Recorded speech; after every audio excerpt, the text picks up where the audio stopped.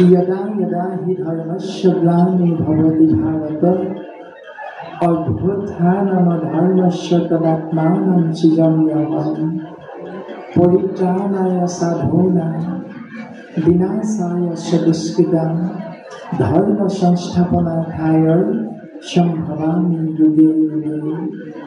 অসাপাৰ্থ এই ধৰাধামত আমি তিনিটা বিশেষ দৰ্শনৰ বাবে আহিব লগা হয়। দুষ্ট দমন সন্তত পালন, দুষ্কৃতি বিনাশ সংস্কৃতি ৰক্ষা। অধৰ্মই যেতিয়া ধৰ্মৰ ওপৰত প্ৰভুত্ব বিস্তাৰ কৰে তেতিয়াই অধৰ্মক নাশ কৰি ধৰ্মক পুনৰ প্ৰতিষ্ঠা কৰি জীৱৰ মংগল সাধনৰ উদ্দেশ্যে আমি ধৰাধামত সময়ে সময়ে অৱতাৰ ধাৰণ কৰোঁ। আৰু এনেধৰণে কপিল ৰূপত ভগৱন্ত পুৰুষে অৱতাৰ ধাৰণ কৰিছে, পিতৃ হিচাপে নিৰ্বাচন কৰিছে ব্ৰহ্মাৰে মানস পুত্ৰ কদম ঋষি, আৰু মাতৃ হিচাপে নিৰ্বাচন কৰিছে তেওঁৰে ধৰ্মপত্নী দেৱহূতি, যিগৰাকী কন্যা আছিল স্বয়ম্ভুৱ মনু আৰু শতৰূপাৰ। কদম ঋষি আৰু দেৱহূতিৰ মাজত এগৰাকী এগৰাকীকৈ 9গৰাকী কন্যাৰ জন্ম হৈছে, আৰু 9গৰাকী কন্যাৰ অন্তত 10 নম্বৰত কৃষ্ণ তত্ত্বই আহি কপিল ৰূপত অৱতাৰ ধাৰণ কৰিছে। ইয়াৰ দ্বাৰা গুৰুজন বস্তুৱে এই তত্ত্ব আমাৰ বাবে এৰি থৈ গৈছে যে যদ্যপি ভকতি নৱবিধ মাধৱৰ শ্ৰৱণ কীৰ্তন আতি মহাশ্ৰেষ্ঠতৰ, অৰ্থাৎ ভগৱন্তৰ কৃপা লাভৰ বাবে আমি যেতিয়াই যেতিয়াই জীৱতত্ত্বই চিন্তা কৰিম তেতিয়াই মাৰ্গ দৰ্শন কৰাইছে গুৰুজনাই। শ্ৰৱণ কীৰ্তন স্মৰণ অৰ্চন বন্দন পদসেৱন দাস্য সতীত্ব আত্মনিবেদন, এই নৱধা ভক্তিৰ কথা। আৰু নৱধা ভক্তিকে কপিল আৰু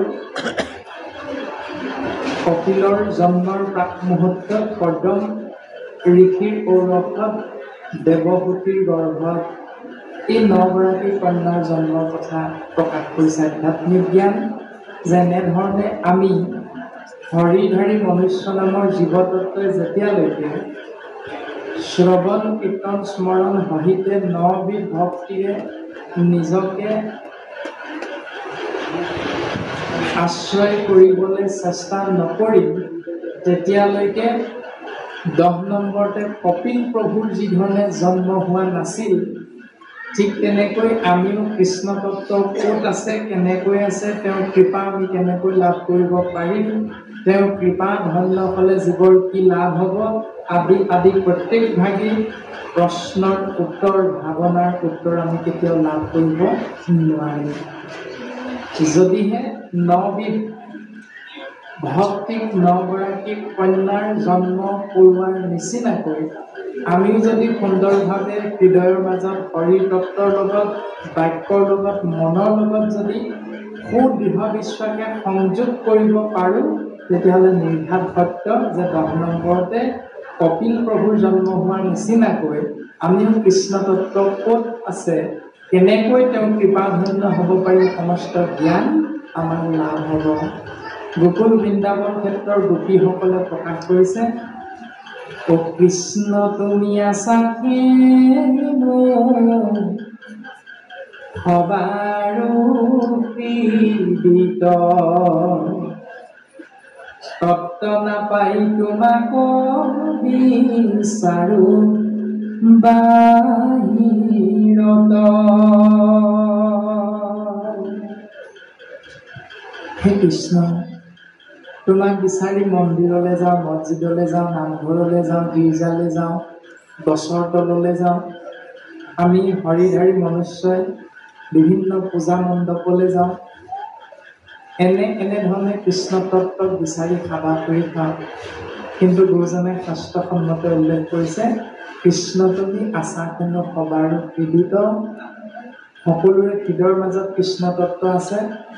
যিহেতু চৈতন্যপূৰ্ণ পৰমাত্মা ৰূপে হৰি হৃদয়ত আচন্ত প্ৰকাশী, তাতে সেই ইন্দ্ৰিয়গণ ভূত প্ৰাণ বুদ্ধি মন প্ৰৱৰ্তে যতেক জনমতি কৃষ্ণ তত্ত্ব আমাৰ সকলোৰে হৃদয়ৰ মাজত আছে, কিন্তু আমি দেখা নাপাওঁ সকলোৱে। কিয়?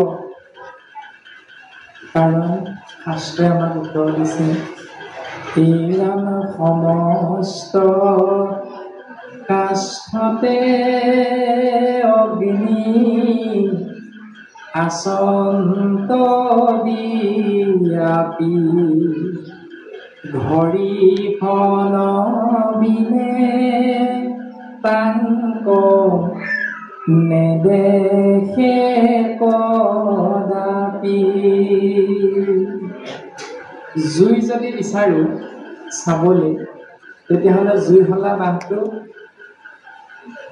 ভিতৰত থকা কাঠি আৰু বাহিৰত থকা খাৰ সংযোগ কৰিব লাগিব, ঘঁহনি খুৱাব লাগিব, তেতিয়া আপুনি আমি বিচৰা ধৰণে জুই তত্ত্ব বা অগ্নি তত্ত্ব দেখা পাম। নহ'লে মাটিৰ চাকি গছ, মিঠাতেলৰ পেকেটটো, শলিতাডাল, ধূপৰ পেকেটটো আগবঢ়াই দি থৈ গ'লে নিজে নিজে তাত কেতিয়াও জুই সংযোগ নহয়। কিন্তু আমাৰ সমস্ত জনাই ব্যাখ্যা আৰু গুৰুজনাই সিদ্ধান্ত দিছে, সেহি মতে কৃষ্ণ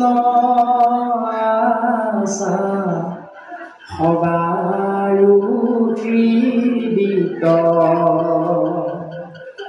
ঠিক সেইধৰণে কৃষ্ণ তত্ত্ব সকলোৰে হৃদয়তে আছে।